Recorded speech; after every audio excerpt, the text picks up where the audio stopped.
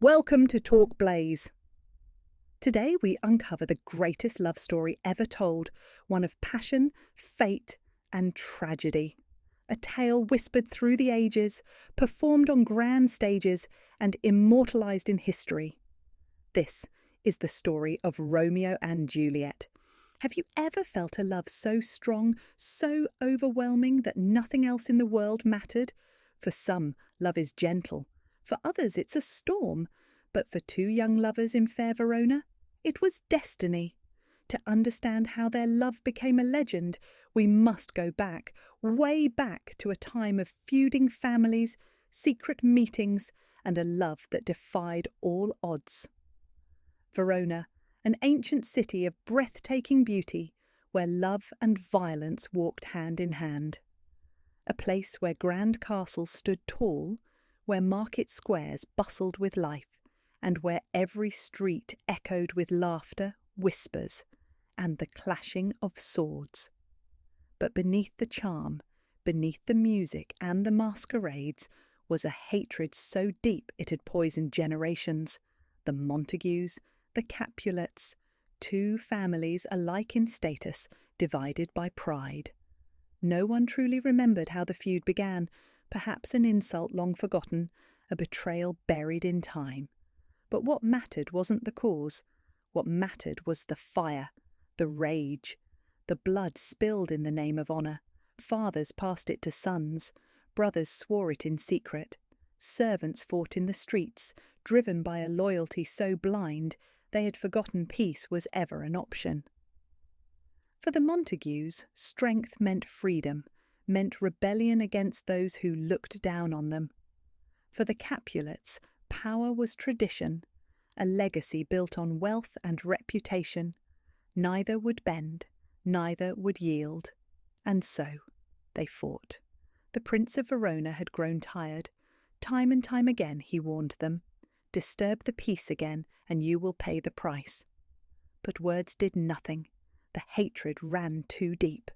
And so the city burned with unseen flames, until one night, under the glow of 1,000 lanterns, love dared to bloom.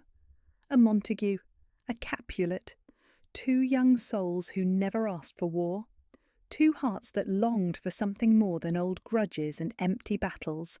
They had no idea their love would shake Verona to its core. They had no idea that in choosing love, they were choosing their fate, and fate is never kind. It began at a grand masquerade ball, a night of music, dancing, and stolen glances beneath glittering chandeliers. The Capulet household was alive with celebration. Nobles in silk and velvet swayed to the sound of lutes and violins. Wine flowed, laughter rang through the halls, and hidden behind jewelled masks, strangers became lovers, enemies became shadows. Among them, Romeo, a Montague, a boy who should have never been there. Yet fate had drawn him in, reckless and yearning, searching for something he did not yet understand. And then he saw her, across the candlelit room, beneath the golden glow of the torches. Juliet. She was young, radiant, untouched by the bitterness of the feud that had ruled her family's name. The moment their eyes met, time slowed. The noise faded. It was as if the world had shrunk, leaving only the two of them in the vastness of the night. They spoke in whispers, their words like poetry, a dance of souls drawn together by something greater than reason. If I profane with my unworthiest hand this holy shrine, the gentle sin is this. Then have my lips the sin that they have took. A touch, a heartbeat, a kiss, and then disaster. Tybalt, Juliet's cousin, recognised Romeo, a Montague in the heart of the Capulet estate.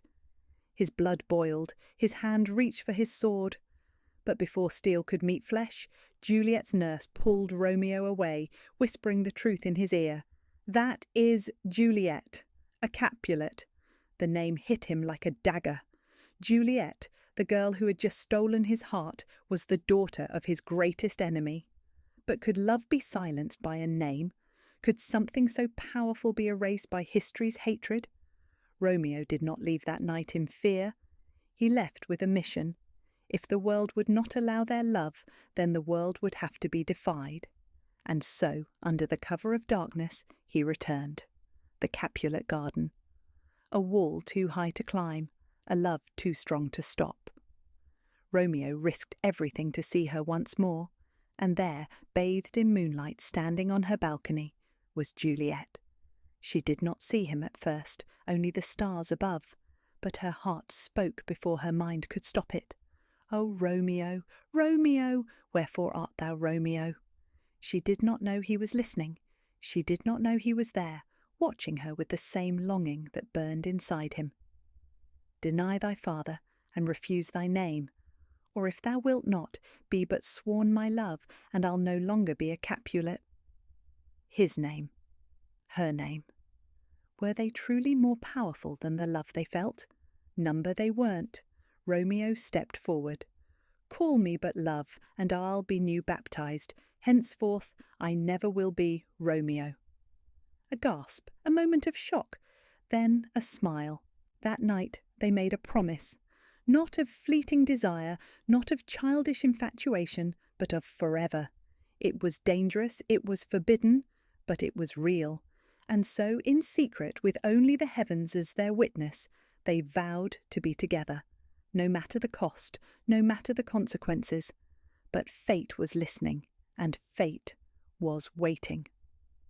Romeo and Juliet had sealed their love with whispers beneath the stars, but whispers could not stop the storm that was coming. A secret wedding, rushed, urgent, unbreakable. With the help of Friar Lawrence, they became husband and wife, bound not by their families but by love. Yet even love cannot hold back fate. The heat of the Verona sun scorched the streets. The city pulsed with tension, the air thick with unspoken threats and old wounds. And then it happened. Tybalt, hot-blooded and eager for vengeance, stormed into the streets searching for Romeo. He had not forgotten the insult, the Montague who dared enter his family's home. But Romeo, newly married, filled with love, refused to fight. "I love thee more than thou canst devise." Love had changed him. Juliet had changed him. He no longer saw Tybalt as an enemy, but as family. But Mercutio did not. Mercutio, Romeo's closest friend, fiery, sharp-tongued, born to laugh in the face of danger, would not let Tybalt's challenge go unanswered. "Come, sir, you're passado." Steel met steel. A clash of swords in the burning afternoon. A duel born not of love, but of pride. Romeo tried to stop them. He stepped between them, hands raised, voice pleading. But fate had already chosen its victim. Tybalt's sword struck fast. A moment, a breath, then Mercutio staggered. Blood bloomed across his chest. His laughter turned to gasps, and as he fell, his voice rose for the last time. "A plague of both your houses!" And just like that, Romeo's love turned to rage. Grief drowned his reason. Fury guided his hand. He turned to Tybalt, his heart beating like war drums. No more peace, no more mercy. A second duel, a second strike. Tybalt fell, and with him Romeo's fate. The prince's judgment was swift. Romeo was banished, a punishment worse than death. Exile meant leaving Juliet, leaving love, leaving his heart behind. Night fell over Verona like a mourning veil. In the shadows of her chamber, Juliet wept. She was a wife without a husband, a bride in a tomb of silence, and as the world conspired against them, another horror awaited her. Her father had chosen a husband for her. Count Paris, wealthy, noble, a man she did not love. She begged, she pleaded, but her father's patience ran dry. "You will marry him, or you will die in the streets," desperate, helpless, trapped, and so she turned to the only one who could save her, Friar Lawrence, and the plan that would change everything was set in motion. A potion, a sleep like death, a message to Romeo, one chance to escape, to reunite, to finally be free. But fate had one last cruel twist. Juliet stood before Friar Lawrence, her hands trembling, her breath shallow. Her father's voice still echoed in her mind, his command, his threat. She could not marry Paris. She would not. If all else fail, myself have power to die. But the friar had a plan, a vial, a potion. Drink this, and for 42 hours you shall appear as if dead. No breath, no warmth, no heartbeat. Her family would grieve. They would lay her in the Capulet tomb. And when she woke, Romeo would be there, waiting. A perfect escape, or so they thought. That night, Juliet pressed the vial to her lips. A whisper of fear, a silent prayer, then darkness. Her family found her lifeless the next morning. The house that had prepared for a wedding now drowned in mourning. Juliet was carried to the tomb, laid to rest among her ancestors. But the message never reached Romeo. Instead, he heard only one thing. Juliet is dead. The words shattered him, crushed him, tore him apart. She was gone, his love, his light, gone. Nothing else mattered, not exile, not the risk, only her. He rode to Verona under the cover of night, racing against the stars. Through the empty streets, past the silent houses, he reached the place where death slept, the Capulet tomb, cold, silent, waiting. He pried open the heavy doors, stepped inside, and saw her, Juliet, still, pale, perfect, too late. He fell to his knees, his hands shaking as he traced the softness of her face, the lips he would never kiss again. Here's to my love, a vial, a poison, no hesitation, no second thoughts. He drank, a final breath, a final whisper. Thus, with a kiss, I die. And as his heart slowed, as his vision blurred, Juliet opened her eyes. The potion had worn off, the plan had worked, but fate had already claimed its prize. She turned, smiling, only to find him lifeless beside her, Romeo gone. Her hands shook as she touched his face, as she begged him to wake, but he never would. Her love, her husband, her soul, gone, and she could not live in a world without him. No poison left, only a dagger. One last choice. She raised the blade. Oh, happy dagger! A gasp, a shudder, a final heartbeat, and then silence. 2 lovers, 2 deaths, one tragedy that would end a war. For when the Montagues and Capulets found them, when they saw the price their hatred had claimed, the feud ended. But it had cost them everything. Love had won, but fate had taken its due.